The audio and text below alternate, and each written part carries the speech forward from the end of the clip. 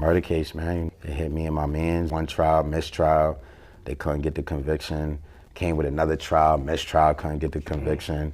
Switched the DA up. Best DA in the office. They've been doing dirty shit the whole time, but this last trial they got like over the top with and they got the conviction. So after that, it took me 11 and a half years going to the law library, learning the law.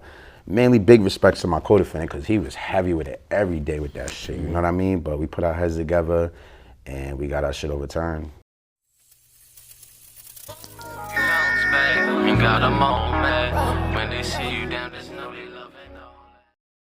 Hey everybody, welcome to the Bounce Back Podcast. I'm your host, B. Luke. I got a special guest with me today. You already know what time it is, so why don't you tell the people your name, where you're from, and a little bit about yourself. My name's D. A lot of people know me as D. Ive. I'm from Boston, grew up in the South End. All right, so tell me a little bit about the South End growing up. What's that like? Well, the South End's very diverse. You know, like certain sections, you got certain projects. Then the street over, there's like all white people with brownstones, you know? So it's a little different. You'll see different people. You could go from that to that, and then police is out there harassing left and right. Like, it was bad when I was growing up, you know? It was bad when I was growing up. Now they got it a little more easy. They got body cam, stuff like that. But back then, like, I can remember they snatched me up one time and brought me to a neighborhood that they assumed I had beef in and dropped me off right in the middle of the neighborhood. I mean, that's the type of time they was on. Talk a little bit about the home dynamic growing up. Both parents in the house, siblings, where do you fall? Oldest, youngest, and somewhere in the middle? Man, that's a long story. I sit here all day, but you know, a lot of households in the inner city break up. So, you know, I ended up with my father. Both of my parents are young. I ended up with my father. My mother was mad young. She was like still living her life, but drugs played a part in the household, and I was back and forth from both households. So, you know, I was just around everything. Like, I was around everything pretty much, you know? Like, I had what I needed, but I was around everything. And as far as siblings, you get brothers and sisters? All spread out, split up between fathers and mothers, all over the place. So you growing up with your father, just you and him in that household? Yeah, then, you know, he had a girlfriend and then she had kids. So, you know, I got stepbrothers, they my brothers, we grew up together. I consider them brothers. So just talk a little bit about at school, right? How were you as a student? How were your grades, your behavior in the early years? Talk a little bit about that. Where did you go to school? I went to school in Boston. After middle school, I left Boston for a brief moment, but I went to Edwards Middle School. And when I went to, that's in Charlestown, like right near the project. So when I was going to school, everybody was bad as shit. We was running around stealing shit, beating shit up, throwing rocks, poking tires, all types of dumb shit, you know what I mean? But the thing was, the parents just let everybody be outside and it wasn't really like kind of hands-on with it, you know what I mean? So kids just kind of did whatever. But yeah, school was interesting, man. It was interesting, but then again, it wasn't. You know what I mean? Like, we wanted to be there with our friends, but at the same time, it was like, man, fuck school. The teachers didn't care about us. They talked down on us. They wasn't really helping. So school was just like a place to meet up with your peoples and stuff. More of a social thing than like a learning thing, right? Yeah, but I was always good. Like, I go to school, I really wouldn't pay attention, but then when it came time to tests and homework, I just come in with my shit and have it ready. Yeah. You know what I mean? So you didn't struggle with the work, anything like that? I honestly believe I skated through on just being a little smart. You know what I mean? If I was less smart, I would have struggled and I probably would have been getting in a lot more trouble. You know what I mean? Because I was able to slide through just because I was able to get through the work. Right. You know what I mean? I feel like most of school, especially in the early years, is pretty much just showing up, right? And do a little bit of your homework and you'll be all right. Yeah. What about behavioral issues? Are you getting suspended, detentions, anything like that? You know what I mean? I'm sure, like we all do, bro. I went to a couple alternative school, kicked out, bro. It'd be like that. I got suspended in the 4th grade for bringing a scalpel to school, man. Okay, talk about that. What's going through your mind as a 4th grader where you feel like you have to or want to bring a scalpel to school? Yeah, it's crazy. I'm just thinking about it, like. Yeah, no bullshit. My friend, he was smaller than me, and we used to go to school every day, and there was this kid that was big on the bus, And he used to pick on him all the time. And one day I was like, man, I ain't having it. I stepped to him and just punched him in his shit, and he just took it. He was like this. We just started banging. I'm like, oh, he's eating everything. Like, this is crazy. This is crazy. Like, I'm coming grippy next time. And came to school, stashed my little shit in the garden and whatever. And then somebody told on me, man. They went and found it, man. Called my mom, got my ass whipped. You know how that shit go. Yeah. Did you get suspended? Yeah, I got suspended for like a week. Okay. And then you come back, you still get in trouble? Nah, I didn't really get in trouble. That was young. That was just something, you know, minor. It was more so, you know, in the streets where you're just doing like bad shit, like little bad shit. It wasn't nothing that crazy, but it was just like mischievous children, misguided, just, you know, just getting into stuff, you know what I mean? But as I got older and I matured, I started to learn and understand moral compass, right from wrong. And, you know, that just changes things, you know? Absolutely. So growing up, like you said, you guys are all split up. Is people being incarcerated around you, family members, is that normal within the household? You got older cousins or brothers, pops, uncles, anybody getting locked up? Oh yeah, all the time, man. Okay. And in Boston, in the inner city, man, most households have at least somebody that's locked up or somebody that's on drugs. It's very, very common. So was it a mind state thing of like, not if, but when I'm eventually gonna get locked up? I wouldn't say when. I just feel like it's a system. Things are systematic, and we just have to educate, you know, the next generation, like our children, and just be on top of them, be on top of things. You know what I mean? If you just step back and let them just do their thing, they go and just run wild. You know what I mean? They need the knowledge, they need the guidance. Gotta be hands on. Okay. What age did you start getting in trouble with the law, getting arrested? You gotta go to court. 13. 13 years old. Yeah. Same, like silly, mischievous things. I was just honestly, I was going through mental health shit, like emotional shit. I was moving around a lot, and I don't know. I just did some dumb shit. I robbed a store. Okay. Robbed a store. And they put you in DYS? Yeah, they put me in DYS. Did you get committed right away? Or nah, they gave me a chance. They locked me up for like a month or two, and it was like, we're gonna suspend your sentence. And then like a little bit later, they ran up in my crib looking for my uncle. And I'm only like 14 at the time. They ran up in my crib looking for my uncle, and they was saying I was him, which I'm not. But then they started searching my room. Then they found like little weed baggies in the trash. And then they started searching and shit, and they found, you know, a little weed I had or whatever. So I ended up violating on my suspended sentence, and I had to do like a year and some change. In DYS? For that year. At this point, are you doing music, right? And when does that become part of the story? That's a part of the story right now. We on go about this, man, for real. We on go about this, man, for real. Yeah, nah, I got a little movement. Bro already got his movement, you know. He's one of the main people that inspired me. I just started getting into this shit not too long ago, probably like 5 months ago, 6 months ago, maybe. Okay. But yeah, we on go about it, man. I've been playing around with music since I was younger, but the thing about me, I'm not like a in front of the camera type guy, you know what I mean? I'm like a behind the scenes type guy, so I just was like, that ain't my thing. Okay. But just seeing what you could do with it and knowing, it's almost like you, I don't want to say LeBron James, maybe LeBron James, but let's say you Dwayne Wade and you sitting on the bench, you never play ball, but you just watching all these niggas playing ball, knowing you could ball up. That's how I was just feeling like, man, I could get it right for the family, so. The juvenile system, right? I'm always interested, because I know for me, I had an adult case before I was out of the juvenile system. What was your experience like as far as when do you start catching your first charge as a quote unquote adult? I was 18 now that I think about it, because I aged out of DYS, and then that had to happen like that. It was probably just right after I aged. Get out of DYS, you're still in the streets. Why do you think, looking back, that DYS wasn't enough to deter you from living a certain life? Well, honestly, if anything, DYS, jail, and prison criminalizes people even more, or they harden you, or, you know, it just does something to you to where now, you know, you might just be a little bit worse. Yeah. You know what I mean? You're exposing. So like, for example, let's say a kid steals something worth value, and then he has to go to DYS, and that's all he ever done in his life. Now he's around kids that shot people, stab people, this, that, and the third, and he has to live in the gladiator jungle environment. So now he has to change and adjust. But if he got to do a year or two, that means he's conditioned. So by the time he gets home, he's on bullshit. He's on bullshit. Either he is or he ain't, but he might even just have mental health issues at the bare minimum. You know what I mean? So Absolutely. You had mentioned mental health before.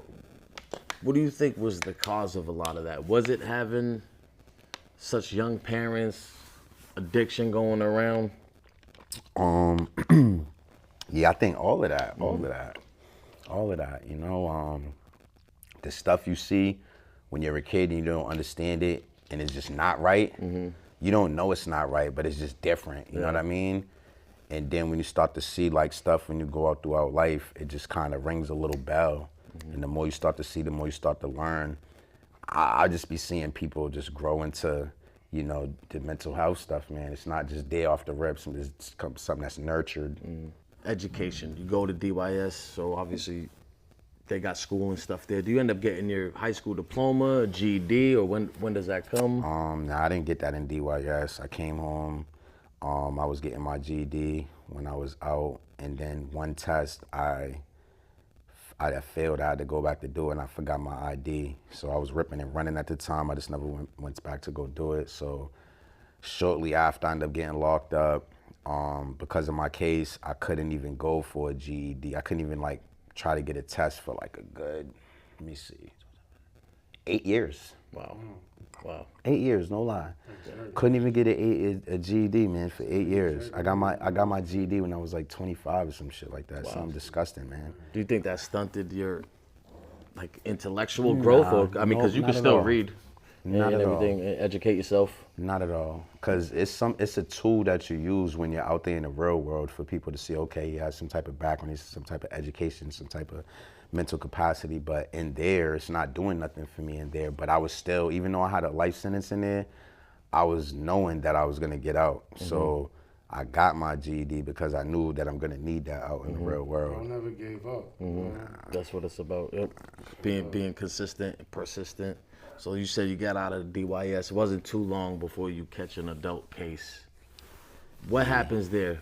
Yeah, I got locked up for a quick second. I bailed out. I had a couple of BS cases that they had on me. I got out, caught a couple of more BS cases, and then they came with the big one. So you're in and out of what, Nashua Street, I take it? In South Bay? Nah, I only went to Nashua Street once. Everything else was a bailout. And then Okay, and then you say the big one. What happens there? Murder case, man. You know, Murder they case. came. Yeah, they came, hit me. They hit me and my mans. You know, we had a trial. We had one trial, mistrial. They couldn't get the conviction. Came with another trial, mistrial, couldn't get the conviction. Switched the DA up, best DA in the office. They've been doing dirty shit the whole time, but this last trial they got like over the top with, and they got the conviction. So after that, it took me 11 and a half years going to the law library, learning the law. Mainly big respects to my co-defendant, because he was heavy with it every day with that shit, you know what I mean? But we put our heads together and we got our shit overturned. You lose trial, guilty. What's your mindset like? That is that something you know right away? Like, oh, we getting this on the pill, or does it hit in? Like, yo, they really hit me with a. And what was it guilty on the first degree? Yeah, natural life without the possibility of parole. And how old are you at this time when that's your sentence? I think I was 21. 21. Yeah. So just talk about that. Talk about your mindset after that. I'm saying when they said it, man, like I kind of just felt it. I kind of already knew, so I mentally prepared myself because I knew the way it was going. The whole time I've been in there fighting in the court, every last person, my lawyer, the DA, the judge, everybody's white. Everybody that's making all the calls and the motion is white, and I just felt like I was just by myself in there. So when it was all said and done, I didn't feel like the argument was strong enough on my side, because they said a lot of lies and stuff that we couldn't contest. So I was kind of like, damn, I kind of expected it. So when it happened, I just already knew what it was, you know what I mean? So I wasn't surprised or hopeful, like too hopeful. Like I was hopeful, of course, for sure, but I just already had it in my heart. Like I'm a dog, you know? So it's like, nigga, this shit could go like that.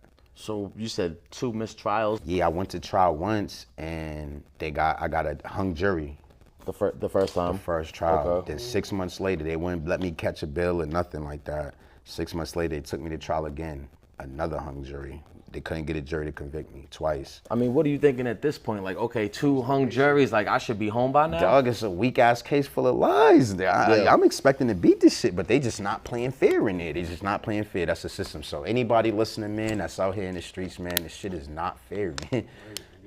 Man, it's not fair, bro. So whatever you're doing, you know, just do it right or do it smart. I wouldn't even advise to get into the extra shit around these parts, man. You know, like there's all types of legit business shit going on. These mad avenues, you know. That's what we in the music right now. Absolutely. We getting heavy with this shit. Absolutely. So talk about what, for people who don't know, a hung jury is what? There's 12 people on a jury, and they're regular people from the street, and they're supposed to decide the case. But the judge and the DA is telling them what the law is and how to decide shit.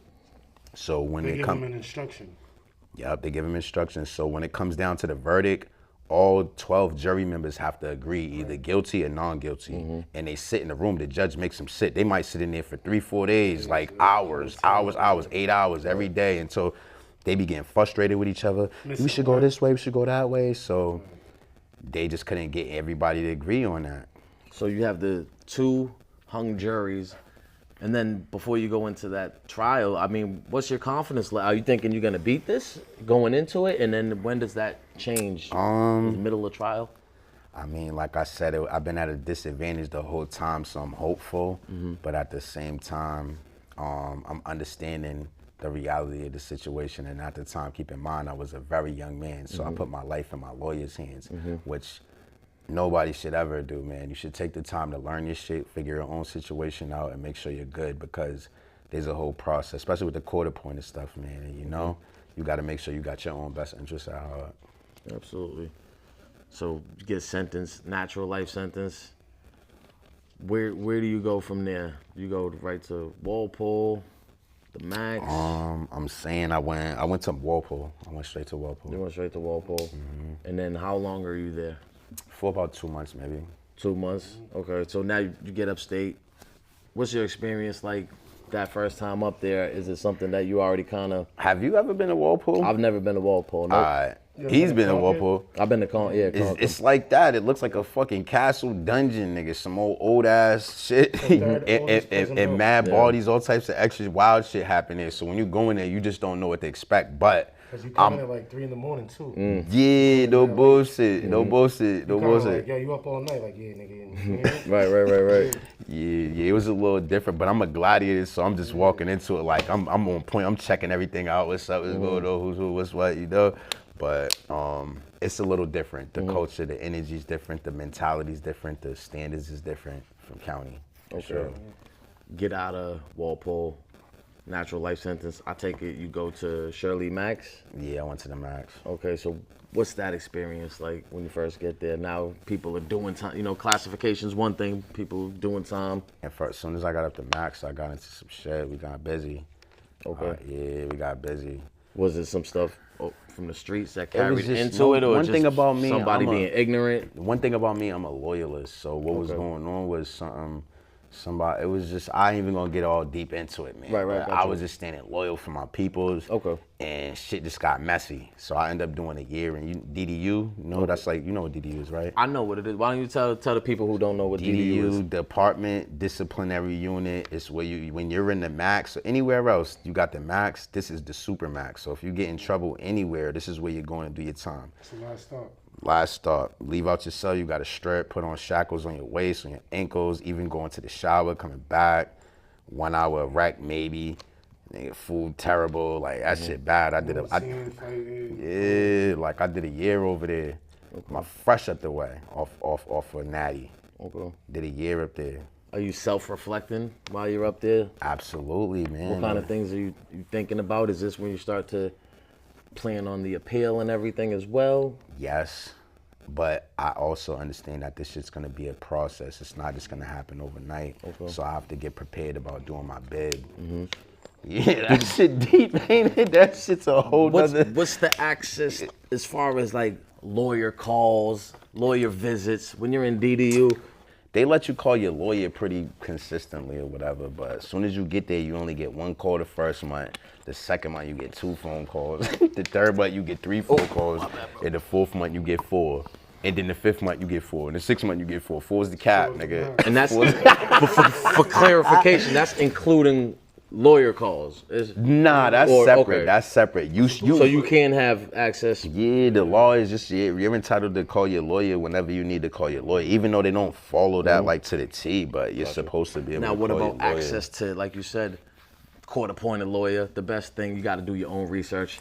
Yeah. I mean, what kind of access to like legal things do you have in DDU? You got the computer, the law library, and a couple of books or whatever, but they don't tell you how to go about it, how to use it, how to, learn the law. They don't got no classes for none of that. And how often? They got classes for everything but that. I never even thought about it.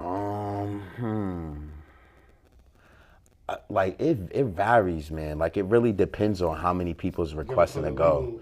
Yeah, you gotta put a slip in. If mad dudes is putting slips in, you might not go for like once a week. But if nobody's putting slips in, you probably go every other night, or every 3 days or some shit. A year in DDU.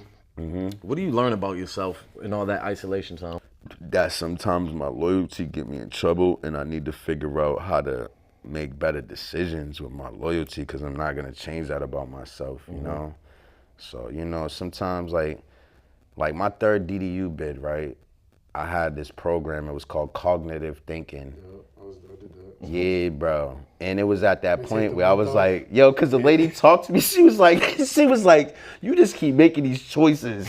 She was like, I'm like, I had to really think about that shit, man. Like, like I'm firm on principles. Like my principles is firm, bro. Right is right, wrong is wrong. I know it's right and I know it's wrong. And I'm willing to stand on that, because how we grow up, we don't go to the police oppressed us. We don't call 911. And the culture is, we don't do all that. So therefore, if anything happens, what are we gonna do? Tuck our tail?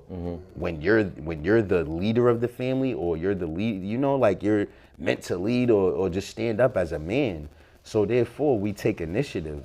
I done took initiative and took 1,000 losses behind this shit. And I be feeling bad about it, like, damn, I took that loss, but I don't feel like I'm changing who I am, or I'm gonna do it differently. Like, only thing I be thinking is like, maybe I could make better choices about how I, move in my loyalty. So what's the worst part about DDU specifically? The worst part, I'm gonna have to say the degradation.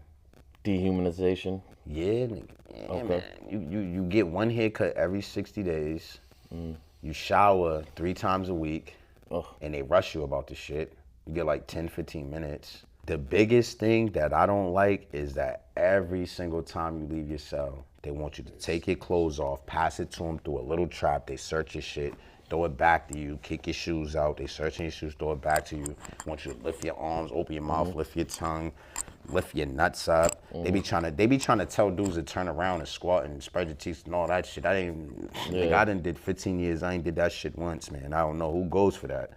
But I didn't. What, I just bend down like, man, I make sure I tuck it, man. Ain't about to see this. And I look a nigga dead in his eyes and I lift my nuts like, nigga, there you look at these nuts, you faggot. Right. Yeah, man. So you Shit's get out bad, of, bro. You get out of DDU. You had said earlier about your 3rd time in DDU with the cognitive thinking. How long in between the first and the second time? Do you leave the max at all? Oh yeah, in between the first and the second time. So after the first time, I did leave the max. Okay. I went to Norfolk. Okay. It's a medium secure facility. It's laid back. It's one of the best ones to do your time if you got a life sentence. Yeah. So I was straight down there.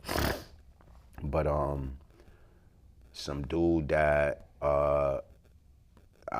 whether the record states he either got found guilty or he pled guilty, he came up there for killing a friend, and then like you know how that shit goes. Shit got messy. Shit got messy. So I went to DDU again from Norfolk. Even though I was trying to chill, it was like duty calls. Right. Duty calls. Duty calls. It's a fine line between trying to do the right thing and then also staying true to who you are and principle and morals and stuff.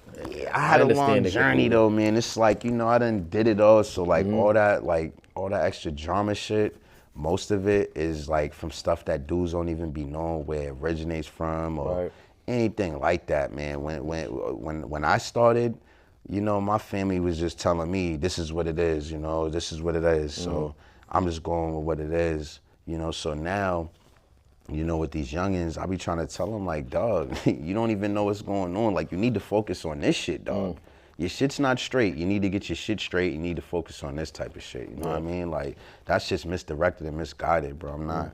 I done suffered immensely behind that shit. So, you know, all the youngins I be having around me, because I do the music stuff, so I got a lot of people that, you know, I mentor with that. So, like, I just be trying to teach them, man, get your head straight, because they definitely, if they do it on their own, they be renegade. Second time at DDU, just, what's the DDU sentence this time? Another year? Yeah, Another year. So what's your mind state now? You already did a year. Are you kind of like, oh man, it's gonna be a long year? Or are you kind of more like, I did it once, it's a little easier? I ain't want to go back again, but it is what it is type shit. Like when you're like locked into like this shit, they lock you in. Yeah. Like even if you wasn't trying to really be in the streets or nothing like that, when they put you in prison, they lock you into the lifestyle of the jungle. So now I'm just locked in, you know, and I'm just trying to refocus my shit, you know. I ain't trying to be doing, I'm not trying to be doing nothing that's going to make my situation worse. You know, I'm trying to be productive, but at the same time, I am a gladiator, I'm a warrior from all that shit. And if anything happens, anything comes up, I'm just standing firm on it. So what dudes like me and him used to do, because we play leader roles, you know, we try to avoid those situations. We try to create structure and just make sure these shits don't happen. You know what I mean? But shit just happens. Trophy. Right. Shit just happens, That's bro. what happens, bro. Shit happens, nigga. It did. Even bosses got to step up in front line. I done front line 1,000 times, nigga. I don't even be asking others to front line. Like, that's how we give it up, you know? Real shit, bro. Your bro is the type, he just like me, he's not gonna tell little niggas to do something he's not gonna do. Facts. That's just what it is. Facts. You feel me? Those are the best kind of leaders. Lead by example. Straight up. Absolutely. What kind of things do you see in DDU? Do you see people lose it mentally? Yeah, Or, facts. like, do you hear people screaming? And just talk about that a little bit. Everything, nigga. I seen niggas hang it up. Yeah. I seen this one little dude from Springfield, man. God, you know, God rest his soul, man. He was on some super gangbanging, super duper tough shit. And then after like 3 days, man, everybody on the tier just woke up in the middle of the night, because they got only 10 cells. And they like all lined up, and then it's a wall in front of you. So when you come to your door, you just looking at a wall and a little hole, and everybody's lined up with you, but your space under your door is like that big. So you can hear motherfuckers snore and breathe the whole tier. So we hear this dude chanting prayers. Like, what the fuck? He was just on some super gangbanging shit. We ain't never heard this before. So when we woke up the next day, his personality was completely different. He was a religious zealot. And he was like, I'm telling on everything. Like, he was on some bullshit. It was crazy. We had to get him off the tier. But it was just shocking, because he was literally on some, I be shooting shit, I be slinging this, I be doing that, I be doing all this and that. And then the next day, like, it was crazy. Yo, I never seen that happen before, bro. It was mystifying. I'm like, oh, this shit's really serious over here. Like, this shit really crack heads over here. Like, this shit ain't no joke for some, man. Like, you gotta be strong-minded around these parts, man. No bullshit. Yeah. So what was your theory on what broke him? I mean, 3 days, I mean, that ain't that long. I mean, 72 hours. was it just knowing, like, did he have a big man. DDU sentence? I don't know You don't what he even know. had. I just know he probably couldn't handle doing that time, like just sitting there without like probably social interactions that he needs or whatever. Does that make you think about your mental health and like how you gotta kind of stay focused and stay on track, and what kind of things do you do to not break like that guy? Yeah, only thing that shit told me is niggas be losing it around here, man. Stay strong, good brother. Like, That's it, right? Stay strong, good brother. Like, for real, man. Yeah. So eventually you get out of DDU again. Yeah. But you go back again. How much time in between? Damn, man. Couple years. I know it's tough to look back to. Shirley medium, the last one. Damn, what did I Y'all go niggas from? left. When did I go from DDU from the third time? Was it Shirley Medium? Yeah, because March called me. Told me. Oh, yep, it was Shirley Medium, yep. All right, so let me So see. you go right from Before you went to DDU Mass, to remember Shirley before Medium? that? Nah. Or you gotta hit the max for it? Don't you? Yeah, I You don't went gotta to- hit the max for a little bit? Yeah, I went to the Because max. we was I on was in the max for That a was bit. 2019. It's over the phone shit. Yo, just to say this real Right? quick. Over Huh? the phone. 2014? No, 2019. Over the phone shit. Remember when y'all left? Y'all all went to the medium. You moved. Yeah. Over the phone, right? The last one. Yeah. You could That's say what I heard. you could say that. I That's what I mean, heard. there's different perspectives. Like it wasn't for me, nigga. It was definitely wasn't over no phone. Definitely wasn't over. I don't give a fuck about the phone, nigga. My man, nigga. You know he in a situation. Like, yeah, man. But I want to say I went from the medium. I went from DDU back to the max, and then I did some time in the max. But I just want to add this: in the max, it's mad hard to get out the max if you're a real one. If you're a real one, if you're just a fake one or a soft one or somebody that's willing to take shorts. I'm not even gonna call you a fake person, but if you're somebody that's willing to take shorts, even for the police, it's Yup. on with them too. It don't matter who it is. it's not an easy one, man. Like it's not easy at all. So I was fortunate enough to make it out the max down to Shirley Medium, and I was down there for a little bit, and then I got into another little situation down there. Yeah, my man had got into it with somebody. Yeah, so that's why I had to really work on my thinking, because what had happened was my man got into it with somebody, and as soon as I seen the energy, my energy is like, what's up, what's going on? And then I'm just on go mode. I don't think, I just go, you know what I mean? So we crushed the shit out of that shit. There was blood everywhere. We had to throw sheets away, all types of shit. We had to throw mad shit away. It was blood everywhere, bro. We dragged him in the cell. Dragged him in the cell, did it all, bro. I don't really feel proud about it, to be honest, because like I said, I had to really process my thought process, and they offered me a group, and it made me think, like, I have my principles, I move how I move, but is it necessarily the right way? But so this is how I made an example, and this is how I tell the young dudes. I said, when I was younger, not even too much younger, not far from now, if somebody called me a bitch, my first thing is I'm blasting your shit. I'm punching you in the face. I don't give a fuck where we at. Is going down. I'm just blasting your shit, nigga. We'll figure it out after. I done blast a nigga, and it was 3 of them, and I got jumped, and I still stood on my feet. But it was just like, I don't think. You know what I mean? So that program taught me, like, take the time to think. And now as I'm older, if somebody says I'm a bitch, I'ma literally process the whole situation first. I'm gonna think about everything. Like, is he really like that? Is he serious? Is he joking? Because nowadays out here, this shit is so loose out here, bro. Yeah, it's different out here. Talk about it. What? It's crazy, bro. You know how many people, like, I ain't get into all that, but it's mad loose, bro. So you have respect out here. to have tolerance and understanding of your environment and your surroundings. You can't expect everybody to be to your same standard. So I literally had to adjust my standards and not expect everybody to be at my standards. And I had to analyze situations now. So now I analyze situations. Somebody called me a bitch, I'm gonna look at him and figure it out, whatever. Well, I might just laugh it off, because it's not really, I'm not taking it that respectful. I'm not really taking that respectful. Like, for example, if I walk across a homosexual or something, no disrespect to those people, but if they say something to me and I say something back and they call me a bitch, I'm not gonna fight them. I'm just gonna keep it moving, nigga. I'm gonna laugh it off and keep it moving, you know what I mean?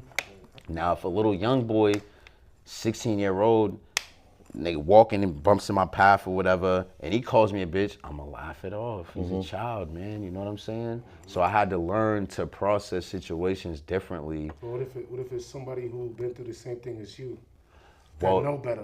Well, that now we got to get into details. Now you saying that, we got to get a little deeper, because it really could be like that. So we have to dig a little deeper in details, and that's all I do is I analyze and process everything. So I just try to make the best decisions, and I still have made decisions that was not the best decisions. So I'm still learning, but I'm aware of this growth that I need to make, you know what I'm saying? And Why is that such a triggering word? That's hard in prison, you know That's what I mean? hard for me, What though, word? So I know. What word? The bitch word. It's such a I feel like people because- use it out here, like you said, so loosely and freely. But is it because we're trained to think like, Even yo, the cell don't let door, nobody the hole call behind you the that? door. Don't let nobody call you that? Well, Or do you first really and care what foremost, people? it's because somebody's calling you like a pussy. It's the same Not a thing as a man. pussy, yeah. And Or then a now, female if dog. somebody calls you that, now the wolves is gonna be on your ass. Don't let you have something. You can't Let a let- nigga have a chain and some sneakers and some. And nigga, the nigga called you a bitch. You don't do nothing about it. Niggas is on You your wanna get all ass. that. The wolves is You on wanna your get all that. ass. I don't even worry about that because I ain't never even thought about that type of shit. I'm one of the wolves, you know. But at the same time, we the good wolves, bro. We on different timing now. We trying to do positive We shit, don't bro. oppress. Yeah. We don't oppress people. Facts. I stand up for the oppressed. Yes. 'Cause Why is that important to you? That's important to me because we've been oppressed by the police our whole lives, bro. And we've been down. We've been in the struggle. You know what I'm saying? So I don't care who you are, where you from. Like me and my family, what we got going on, can't nobody get in between it. I really risk it all for it. I've done it many times. I still will. But I'ma be smart about it. Right. So talk Smart about about it. the appeal process. 11 and a half years after my conviction, I finally got back in front of a judge. They overturned my conviction, but this is the crazy part. My conviction should have been just thrown out, straight, blatantly thrown out. So many errors, so many lies, so many mad corruption. What they did was they said, we're moving it back down to the lower court, to the court that was dirty, for them to handle it again. Okay. And you're sitting in county on no bail So they went status. back to- Oh, that's good. Yup. So instead of going home, So it's like you got rearrested all over again. instead of going home, I went from up the way in the max right back To down to one. the count. Yeah. Went around all these fucking little ass knuckleheads and these drug addicts, man. The shit Yeah. was just mad renegade loose, bro. It was crazy.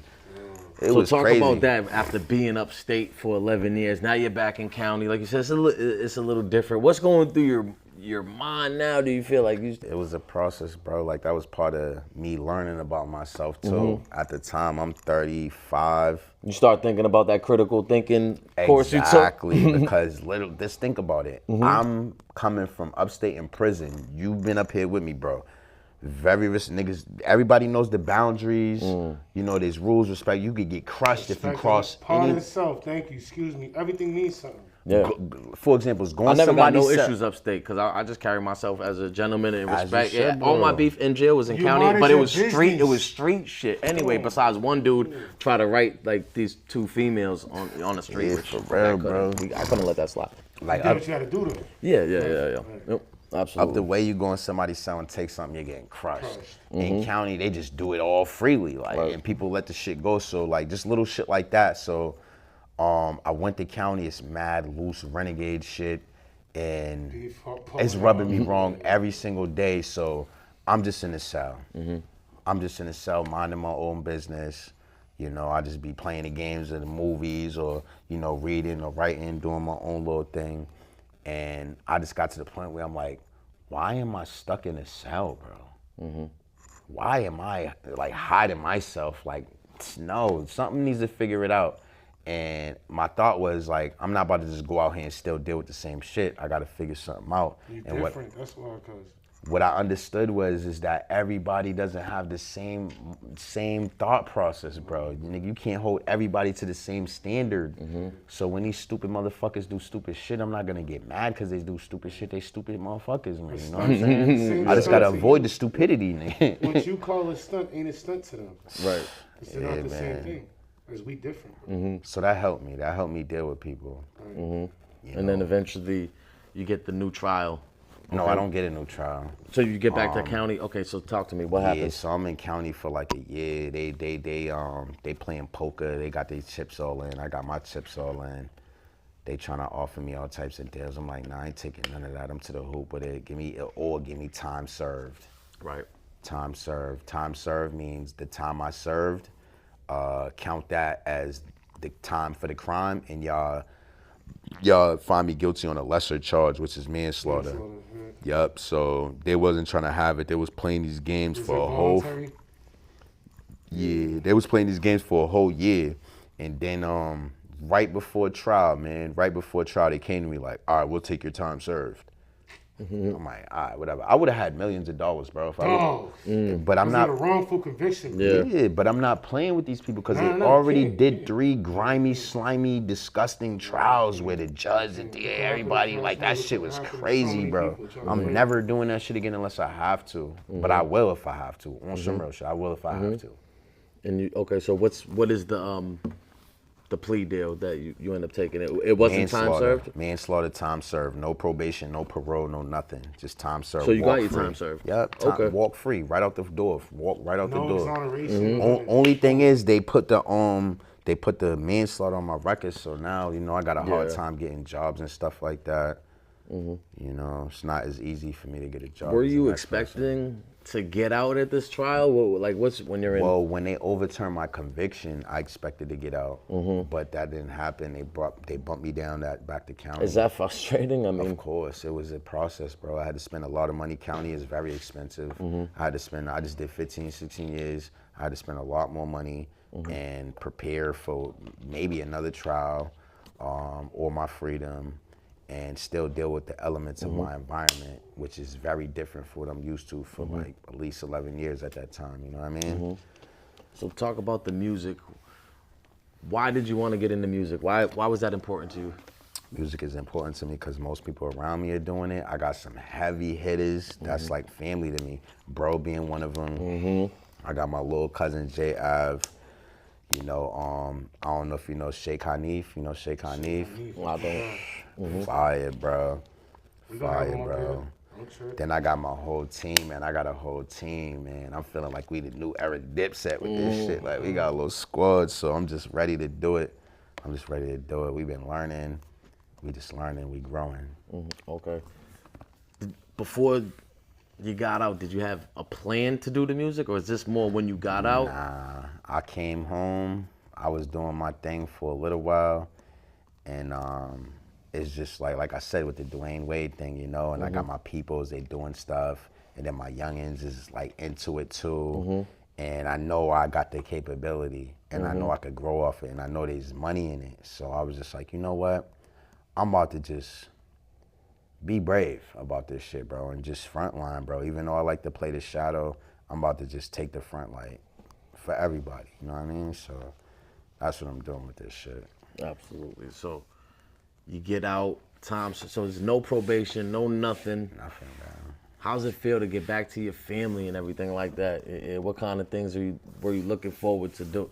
I'm saying it felt like a blessing, but at the same time, to be honest, I come from dirt, man. So when I came home to nothing. When I was in prison, I had made quite a few dollars with entrepreneurial things, but I had some things happen. So when I came home, I just ended up starting from scratch, and I had to figure it all out. You know what I mean? So I had to pave my way, learn the world, learn the land, and just navigate. What's been the biggest thing you had to adjust to? People. What about them? Yeah. Different. One word answers. People different. One word answers, man. Right. Not right. prison. We ain't prison niggas. Let me clarify that. But we firm on principle, man. Real right is right. Real wrong is wrong, bro. And they be a lot of loose shit going on. I don't understand it, bro. I really don't. Like, I don't know how much I could just let go. So I try to find a balance to this shit. You know what I mean? Because I'm definitely not trying to be a problematic person or a negative person. And that's what I end up being sometimes. When I'm the one that's checking shit, like, nah, this can't be like this. We got to straighten this out. You're bugging. You're doing too much, or whatever the case may be. I end up looking at the bad person because they like, this nigga be bugging. He be forcing. He be running down. You don't always say He shit be running down. Right. You don't always say something. Nah, bro. I just chill, bro. And you come and say it, and niggas can't handle what you saying. Gangster. Copy that. So you had mentioned the youth a couple times. What message you want to get across? So the first thing that comes to mind is that they's mad young men, not even gonna say black, they's mad young men in general, not even gonna say Boston, in general, that are riding, sliding for beef that they know nothing about. Talky as shit. I know you have older niggas, but to the older niggas, either educate your niggas or direct them the right way. I don't wanna say, I'm not even entertaining beef shit. I'm just saying, like, let's do the right thing, bro. Let's do the right thing, man. Like, if motherfuckers got their business, they gotta take care of. If you don't believe in the police, you gotta take care of. I'm not even gonna. Let me get off of that. What I'm saying is, for the youngins, just focus on the right shit, bro. Don't be getting into dumb shit, nigga. Don't be getting into dumb shit, nigga. There's mad shit out here. Let's get the bag, nigga. Niggas see Dirk and all these niggas getting money. They rich. They getting the bag. They doing their thing. Why not? That's what inspires me. Like, that's what we need to be doing. We done put in mad work, mad pain for this shit. So that's why we doing this.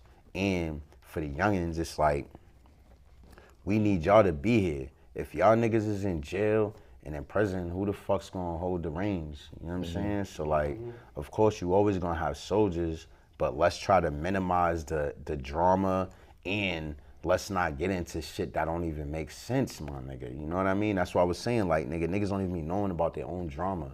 So let's not get into shit that don't make sense. Let's just focus up, nigga, do the right shit, get on track with this shit, you know? We doing the music shit right now. We doing movie shit.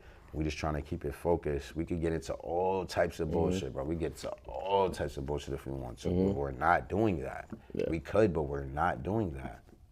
Talk about the next move that you have making as far as the music. What's going on with that? You got a album coming out, video?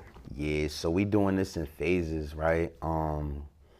Right now, phase one for me was just getting the songs up. Like, I was building my songs up. I didn't have all the elements. I got an engineer. I got 2 engineers now, but I had an engineer, and I was in a beat maker. He makes my beats, engineer my shit, mix it up. But I didn't have no type of video or nothing to really stand on, to really have like a catalog to be like, hey, fuck with me, I got this going on. You know what I mean?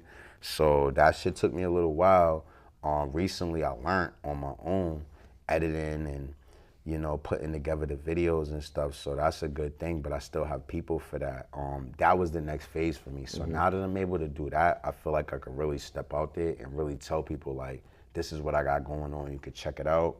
You like it or you don't. You know what I mean? But I'm pretty sure motherfuckers gonna like it. I'm just talking that real shit that everybody can relate to. Man. That's real shit.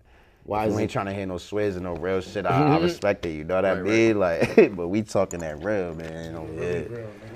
Why is it important to have that team? To have a team in a network and a group of people? Well, you know, you can't conquer the world on your own. If you stand right there and then there's 10 of us, we're gonna crush your shit. We're gonna crush your shit. I don't care. You know what I mean? So that's why it's important, man. And the youth is the future. So that's why I focus on them. I got other people that I deal with that, you know, I'm teaching and we learning together and stuff, but the youth is what I focus on because they're the future. Do you think there's been like a disconnect between like the older generation and the younger generation? And can we bridge that somehow? Not that I know of. I'm very well connected with the young generation. Okay, you are. How many were you well connected when you were young to the older generation? Were they trying to give you this game, or were they leading you down the path of destruction? Or was there a couple people trying to and you just wasn't taking to it? Well, for me personally, I really didn't get a lot of guidance. And the guidance that I did get, I didn't really want to take like that because it wasn't really nothing that I was really trying to hear.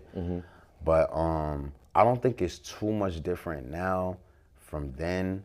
I just think I just think it's different times, to be honest. There ain't much change from that. There's a lot of motherfuckers that try to keep the sauce in the game to themselves and they trying to pull up the next person. I genuinely believe that as a man or as a woman, when you get older, you gain wisdom. As a black man, we done lost all our history. We don't know our language. Most of us don't know what country we're from, any of that type of shit, what food we ate, none of that. So now we're redeveloping ourselves. We're African Americans. We're redeveloping ourselves, and we're going through struggle, and we're learning how to navigate the struggle. So if I go through the struggle and navigate it and learn how to come up, and then I got all these young people under me, and I don't tell them nothing, and I just be trying to. If some niggas eat off the youngins, they don't tell them nothing and just try to eat off of them. That's crazy. To me, that's crazy. You pass it down so the information just keeps going down from generation to generation. Everything I learn, I pass it on. Yeah. I don't look for no money for this shit, but I learn a lot and I pass this shit on. Like, I got wisdom. Ask anybody, nigga, I be on that. Ideally, 5 years, where do you see yourself? At first, I thought it would take me like 2 years to really get there, but from coming out here and seeing how it's so many elements, it's not that simple, bro. Like, it's just too much shit going on. It's mad different. Like in there, things is basic, you know? You got your schedule, you go in at this time, you come in, dogs, like it's very simple. Out here, it's fucking mad elements, thing bro. every day. Yeah. And for people like us, we have so many dreams, so many ideas. So it's like you can't knock everything down. It's like putting it all together, just taking one thing or two things or three things at a time, moving at a pace. So that's just what we're working on right now. I like that you said that, the dream. And why is it important? Well, if nobody dreams, everything will be exactly as it is right now. We'll never have nothing better or new. Have to have dreams is ideas. Ideas is inventions. Inventions is creations. Word. Creations is what? Goals. That's it. Goals is what? Achievements. Achievements is what? Reality. That's it. That's the And this is what we do, bro. And this is what we do, You talking bro. that shit. You talking that. Yeah, you know. We done been through it, bro. With the whole Massachusetts, Boston hip hop scene, what are some things that you take it from what's going on now? Where do you see it in a few years? How much of a part of it or do you feel like you're gonna be? What I have noticed is that in the culture in Boston, which sucks, is that nobody really promotes each other. Like some dudes might fuck with some dudes, but it's just too restricted and exclusive, and I'm not even paying attention to none of that, bro. I'm all about the positive shit. I got my own team. I got my own motion. I'm not dick riding nobody. I'm not trying to jump on nobody's wave. I got my own shit. We gonna get it going. We gonna get it going. So like people like you appreciate it because you open up doors for us to really, you know, put our situation out there, put our name out there, and just let people hear what we got going on. You know what I'm saying? If there was one thing that you wanted people to know about, like what prison is really like, I'm gonna just say prison sucks, nigga. keep it a buck, Let right? that be a quote, nigga. Prison sucks, nigga. It's better on this side. Nigga, Triple H, nigga. Prison sucks, nigga. X-Pac, nigga. Prison sucks, bro. Nah, that's just whack, bro. You know, they got a little couple resources and shit like that, man, but So- fuck all that. They got that out here, too.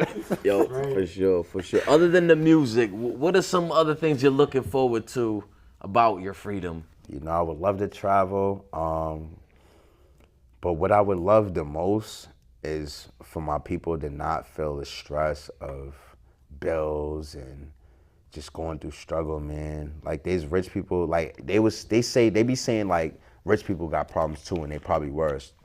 I get it. I probably believe it, but my people struggling. I don't care. We'll deal with those problems if we got to. Right now, my people's got problems. I wish I could take care of all those problems right now. So that's why I'm doing this music shit. Absolutely. Why is it important to be involved with the community? Because I've harmed the community, and I care very much about the community, and I'm from the community, so I give. There's that balance you're trying to make up for the. It doesn't balance. I've lost everything behind my giving to the community. I came home, I made motion, I had everything going, bro. I had everything, man. I was good, but you know, just behind like just civil service type shit, you know, just put like that civil service. I lost pretty much everything I had, and I'm not tripping over this shit, you know what I mean? But it's just part of the game, you know. When you step up and you play a role, sometimes that's the type of shit that happen. But what I want is to see my community just be in a position where they're not struggling. That's really what I want. What advice would you give to somebody that just came home?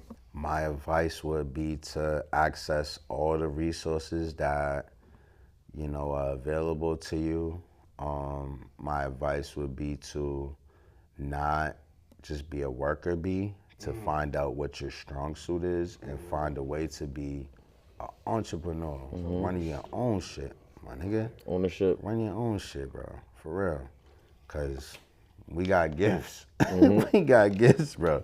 So just do your thing, bro, you know, but it takes time. Like you really might have to get a job. You really might have to do whatever you gotta do, and you gotta work through it, and you gotta be disciplined through it. But in the long run, just whatever your strong suits is, try to build on that shit, be a businessman, and get your own shit going, because all of us should be leaders, bro. And as leaders, we should be able to mingle. We should be able to mingle. Some leaders don't know how to mingle. They be ready to fight and push niggas out and do extra shit, bro. Like, Abuse and power. that ain't the way. Right. We should be getting the people right together. Unifying. For real, bro. I've been dealing with this shit. This shit's kind of interesting, man. It's new. I feel like we be on a parallel universe. I be going through the same shit. Everything he talking about. He like, said that's parallel universe. He talking about my life. Like, it's crazy. Like, yeah, brother. No funny shit. How do you think we make that happen? I don't know. First and foremost, naturally, without money, connections. You know, this dude's fuck with this dude. Okay, it's safe. Like, if me and bros together, and I tell my peoples to come, they gonna know it's straight. They don't know him, but if I say come, they gonna know it's straight. So like shit like that. And vice versa. I ain't thinking nothing. His people, that's my peoples. Come to work. Come to here. Come to the positive. But also, I'm a positive outlet. facts. Also, if we get into a bag, that's a motivation not off the rut. Everybody's out here going through some shit, and if you got a couple of dollars, even if you ain't going through some shit and you getting a couple of dollars, that means you love a couple of dollars. Nigga, everybody, what? You know, so I'll be like, man, yeah, we trying to get to the bag. But I also be telling people, like, don't let money rule you, man. Just know this shit's a tool. Yeah. It's a tool. You know, coming home is one thing. You know, anybody could come home. Not everybody does, but staying free, that's the important part. Yeah, it's hard. So Is it that critical thinking? Is it the mental aspect of it? Nah, first and foremost, they make it hard for me because they restrict me. I'm such a very productive person. And I feel like with the restrictions that they employ on me, I cannot be productive. So I have to like struggle to be productive. But what's gonna make me stay, what would make a person stay free is just opportunity and stability. That's lacking out here. That's lacking out here. Yeah, there's resources, but it seems like it's for everybody, but they make it hard. And everybody's not going through all that extra shit or waiting in line and doing all that. You know what I mean? So even though they make it look good, there's still people out here struggling. So my advice is to everybody is just to, on some should just think about what's your strong suit and just zero in on that. Figure out how you could capitalize on that. And what I'm saying is be a business person, be an entrepreneur. Go to job, go to work, get your paycheck every week, but still try to be an entrepreneur because that's not what's gonna get you ahead. You go to work every day, that's not gonna get you ahead. That's gonna get you stable. So I think that all black people, all Hispanic people, people that have been through the struggle should figure out their strong suits within themselves and then figure out how you can market that and turn that into revenue. And that's what you do, man. You know, there's laws out here. So you figure out what the laws are, figure out how you could do what you got to do within the bounds of the law and just do your thing. It's simple. It's not simple, but it's simple. You know what I mean? Just do what you got to do. It takes effort, ambition, and discipline. Just get it done, man. Like, this shit's hard out here. We struggling, bro. Like, this is crazy. They got me struggling. This is crazy. What's been the hardest part for you, man? The hardest part for me is that they trying to take me back to prison, bro. Like, for anything. Like, they on my ass. I just came home. It's like I'm targeted. When I caught my case, I was 18 years old. They called me a gang leader. How the fuck am I a gang leader at 18 years old? Whatever y'all want to say. So that's what they push to get me in my situation. So now anytime I get into some shit, they like, oh, not even anytime I get into some shit. Anytime there's an encounter or there's a job interview or anything like that, they're looking at my record and then these people are saying, I'm a fucking gang leader at 18 giving orchestrated hits. Like, that shit's crazy, man. Like, you know, so I just been dealing with a lot, trying to figure my own shit. But that's why I really promote everybody trying to be entrepreneurs, because you might be in a situation where you're at a disadvantage. And it's like, if you got skills, learn how to capitalize on them skills. You know what I'm saying? You could be braiding hair, you could be cutting hair, you know what I mean? You could be doing anything, bro. Just like whatever you do, just make sure your shit's perfect, your shit's at your best capability. You know, we got the social media now, so you do your little posts or whatever, and then we all link it. We be passing it on now. Whenever bro got motion, but right now the shit we on, whenever bro got motion, I'm on his motion. Whenever I got motion, he's on my motion. So that's what we doing. We just promoting each other. So get your bag off this shit. Fact. You know, you might have to legitimatize your business or whatever, but you could do that. It doesn't cost a lot of money. There's ways to go about this shit, you know? A person could bump into me and they could look at me like, oh, he looks like a thug. And then if I say I've been in prison, they'd be like, oh, he's a fucking prisoner. He, you know, a convict or whatever. But they don't know what I do. I literally help tons of people on a daily basis. Like, all I do is give it up. So, people just need to have understanding of others, man, you know? And then in our community, we judge too much, man. Stop judging. Yeah, we judge too much, bro. We judge. Like, I can't even walk down the street. Like, it be weird shit all the time. But, you know, I'm me, man. I don't give a fuck. I'm going to be me. I don't care. I don't care, bro. Yeah, I feel like I don't hold a seat that high to judge, man. Like, life is fucked up for everybody, bro. It's just, you know, so I can't judge how the next man moves. Okay, so what do we got for short-term goals? Oh, also, too, we're doing movies. We got 2 movies going on. Oh, okay. Yeah, we All right, definitely talk got about the movies. What we got going on with the movies, as much as you can say. If everybody just keeps track of me and follow me, Southside Trap, you'll see what's going on. But for right now, I just literally created 3 videos on my own. I learned editing and mixing and all that, putting it together. So I got 3 videos on my own. Southside Trap. I'm about to post it on YouTube tonight. Already got 3 ready to go. I'm almost finished with the 4th You made one. your channel? Nah, I didn't do none of that yet, but yeah, help me. Yeah, I'm about to do that shit right now. You better help me, right? Because right now, I'm gonna get that shit done. Yeah, so by the time this is done, Yeah, I'll link it too. So when you come over there, I'm gonna link it. You know, yes, sir. YouTube.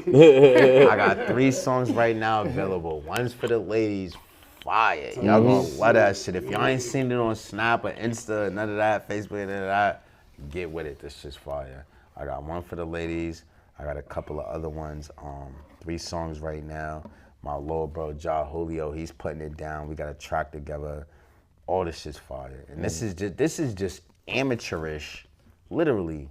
iPhone, learning the apps, me putting it together, amateurish shit, but it looks fire. But not asking for help. You see his motion? You see that? I'm That's how you on do it. go about this shit, bro. I'm on go about this shit, bro. Why is that? Why is that important to learn at least the basics on your own? Because I could like why would I depend on somebody that says, oh, I need such and such every week or every month, and I could learn it and then I could teach it to my youngins, and then now they know and they don't never have to spend a dollar. That's why I do this shit, bro. So it goes back to that whole teaching the man to fish as opposed I to just literally giving him a almost took fish. a whole 24 hours non-stop, no sleep, no food, no nothing, just figuring this shit out. And I made 3 videos right after that shit. I made 3 videos. I'm almost done with my 4th one. We got a few things going. We definitely do. So how do you feel after you complete something like that?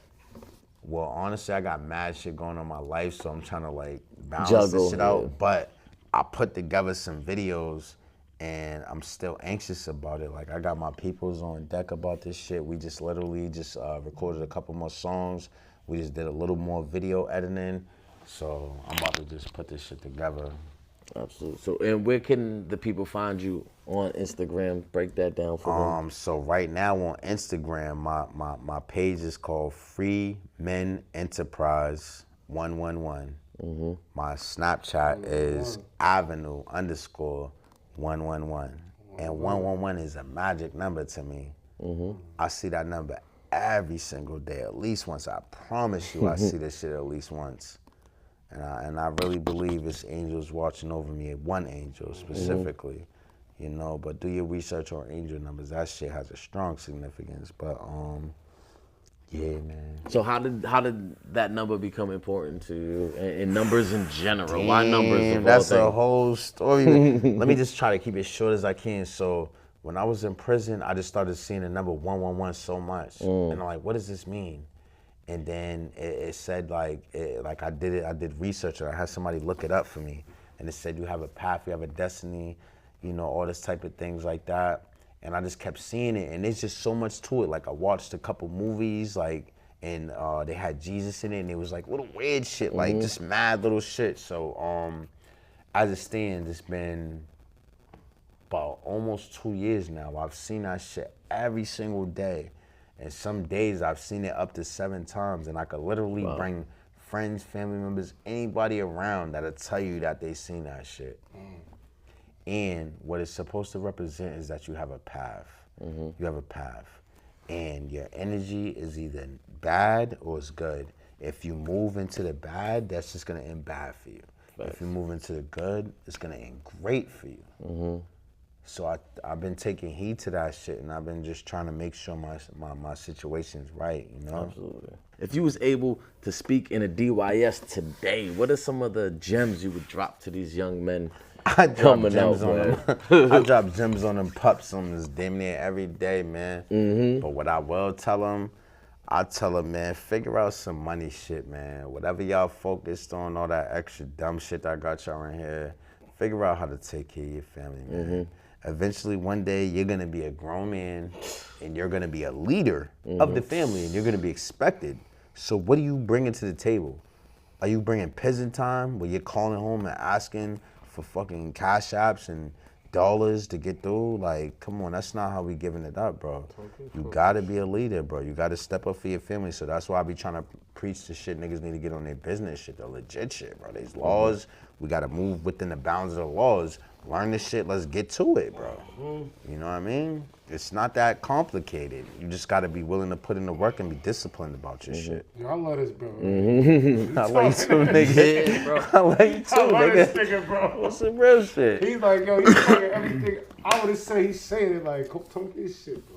Go. How important has the routine and putting in the work been as far as staying out in freedom and everything like that? I mean, it's been very important to me. I lost my life to this shit, man. Yeah. So whenever I look at another young black man or just a young man in general, I'm like, man, he could be in my situation. So let me just at least pass it on, give him some type of understanding.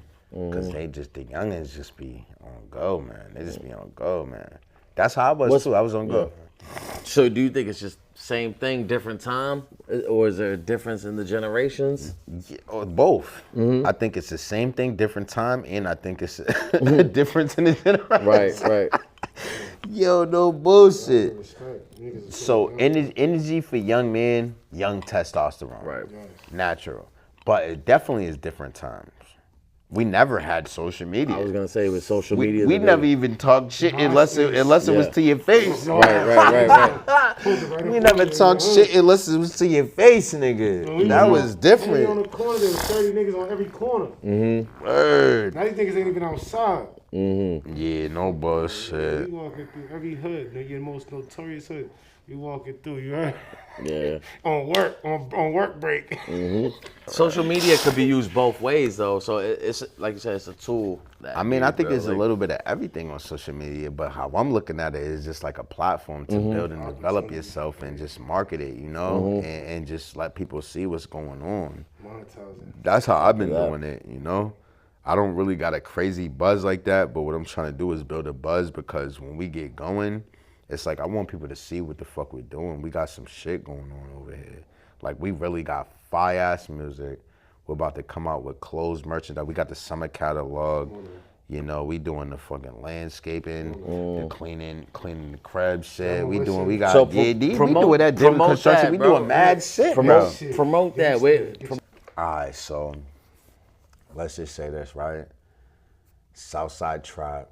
That's my name. If you go on YouTube, the shit should be on there by the time this is put out there.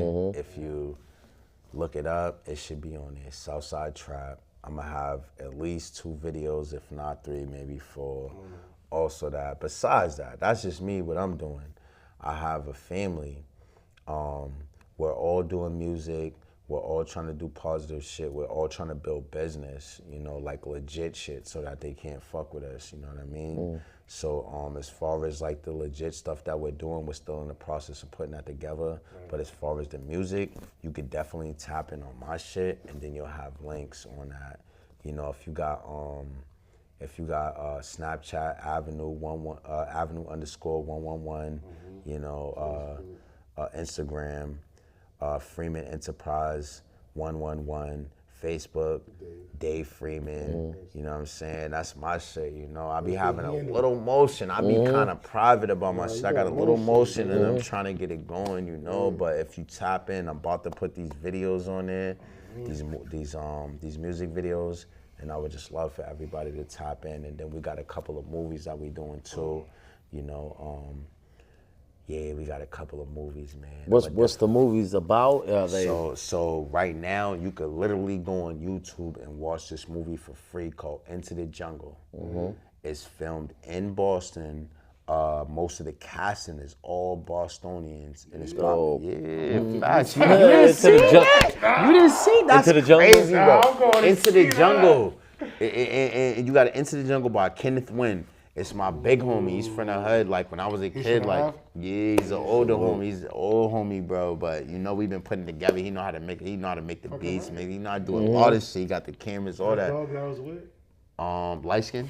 West Newton. West Newton? Yeah. On West Newton? Yeah. Nah, I don't remember we was on West Newton. Are you in the movie? Are you in the movie? So I'm not. Yeah, I be smacky. Hey man, I wasn't in the movie. I wasn't in that. I'm not in that movie specifically, but we're filming part 2 for Into the Jungle, and we're doing another movie called The Devil Has Sin, and that shit's almost done. What's up with these That's titles? Yo, nigga, that shit's ill, bro. That's just ill. It's more so like a movie about somebody that's going through mental health shit and mass weird shit's going on. You know, we all deal with mental health, but mad weird shit's going on. So sometimes you like, is it real? Is it fake? Like, is it? What's going on? Dog, that's just fire. So we putting that together, but you could definitely look at Into the Jungle Part 1 on there right now. We doing Into the Jungle Part 2 and Devil Have Sin. But I got music videos, you know, Southside Trap. That's by the time y'all see this, man, that should be on there. Southside Trap. Hell yeah. Just type it in on YouTube. What's your favorite thing about doing the music? That's tough. The favorite thing about music, just crushing some shit, I guess. Just crushing some shit. I guess. Expressing yourself, all that. Nah, not expressing myself. Crushing some shit. It's a difference. Like, As far as like you got dudes that's good, you got dudes that's okay, and you got niggas that's fire, that's elite, and that's really putting it down. So the thing I like about the music, like I really take this shit seriously. So when I do what I do and it's complete, I just know I just left something bloody massacre. You know what I mean? That's how I feel about it. So I just love it because I know it's art. And I just be wanting people to just sit there. Like sometimes people just be like listening to the beat and they be like, okay, yeah. But people that's intellects, like bro right here, they'll sit there and listen to all the words. They'll really sit there and listen to the words.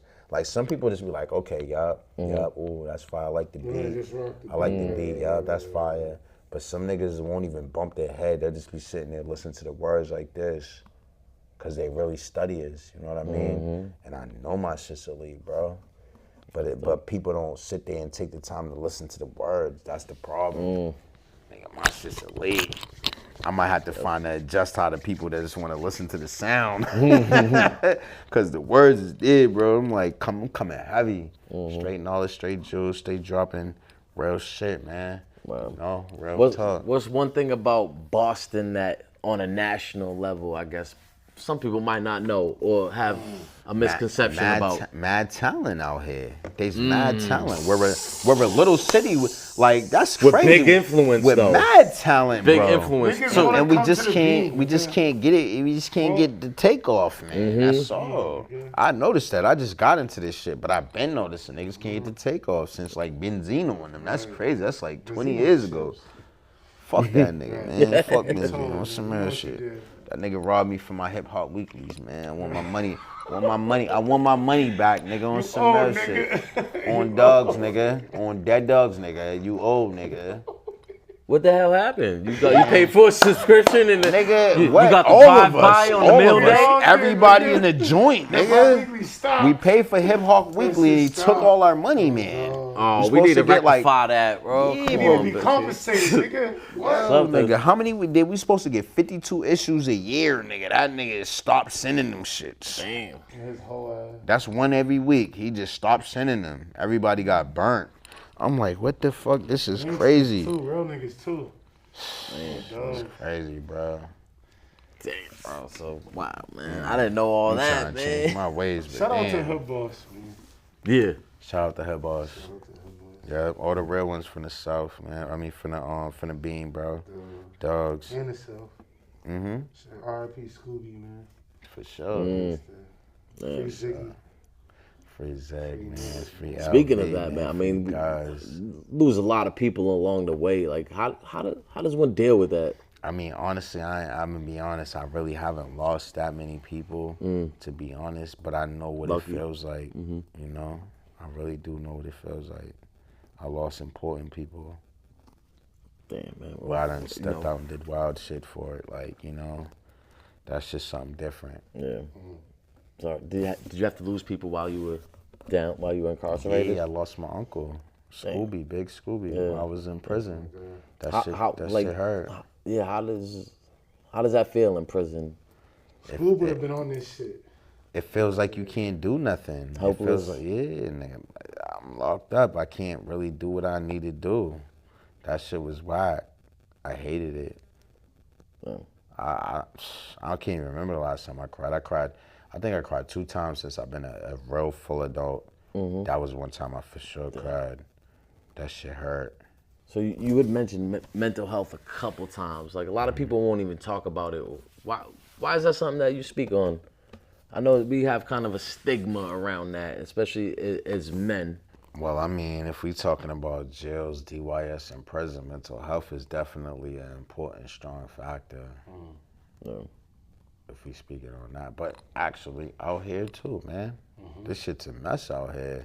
It might even be harder out here. Because in prison, you could reset. Hey, whoop, all right, start all over, whoop. Out here ain't none of that. You might have kids, you might got bills, ain't no reset, man. You might have to go out and do some shit. And if you do some shit, you might go to jail. So it's really levels to this shit. It's really levels to this shit, bro. Damn. So before I let you go, if there was anything you wanted to touch on, maybe we didn't get a chance to speak about, or even just some closing words. I don't know. I would just say, like, basically, right now, I could be on bullshit if I wanted to, for real, you know? But right now, we got a little motion that's kind of positive. I got a lot of youngins that's on that same type of timing. So that's what we doing right now. Music is a nice little wave to get into. So, you know, for anybody out there that do music and, you know, you just ain't stepped out there yet, just give it a shot, you know what I'm saying? Because you might get somewhere with this shit. We definitely about to make motion with this shit, so. You could do it too. Absolutely. Yeah. And just anybody in general, man, like on some real shit, bro, the street shit, bro, this shit's not where it's at, bro. It's more family shit, bro. It's more family shit, bro. Yeah. Any street nigga knows, like, that's really real like that knows this is a family thing, bro. So let's move away from the stupid shit and focus on the real shit at hand, nigga. Like, you know what I mean? Everybody got their own shit they got to deal with. You know, we ain't gonna talk about that, but let's prioritize and make it right, bro. There's a lot we could do out here in the community, and we just keep getting set back. I'm tired of that shit, bro. I'm not trying to go to jail. I'm not trying to let none of my peoples go to jail. We trying to get rich with this shit, so we don't go about it. But yeah, man, I got the videos coming out, man. Tap in, man. Southside Trap, get with me. Anything else that you wanted to promote or anything like that, bro? I mean, people you want to shout out, locked up, out, whatever, bro. Yeah, hell yeah. You just, what? You just said something. Man, shout out to Ziggy, man. ONIT Ziggy, man. I love you, bro. Yeah, you already know that. And my bro, little bro, LV, man. Word. Real solid niggas, man. Twig. You know what I'm saying? Bunch of good guys, man. I don't want to get into too many names because they might start trying to pin shit together, man. Copy. On some real shit, but those are my family, bro. I love y'all niggas, man. One more time, let the people know where to find you one more time, bro. We're going to put it up there. Snapchat Avenue _111, Instagram Freeman Enterprise 111. Facebook, Dave Freeman. That's where I'm at with it. The music's gonna be there on YouTube real soon, so y'all can get that. Southside Trap. That's what the music's gonna be under. From the south to the east, nigga. I know what's up, nigga. Let's go. Guys, it is what it is. You already know, nigga. Hey. Let's get it. Yeah. Remember, guys, it is what it is. What's next? That's what you make it. On that note, Bounce Back Podcast. My God. Appreciate y'all coming through. Yeah, you already know. On that note, peace. We out of here. Bounce back, ain't got a moment when they see you down this